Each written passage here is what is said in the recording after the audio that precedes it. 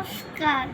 কবি ভবানী প্রসাদ মজুমদারের লেখা কবিতা ভূতের বুদ্ধি।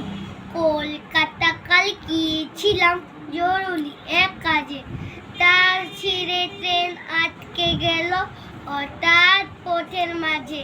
রাত 12টা, কাল না নেমেই রওনা হলাম একা। চলার ধারে হঠাৎই এক ভূতের সঙ্গে দেখা। ভূত বললে, দাঁড়া, এমন সুযোগ কি আর পাবো?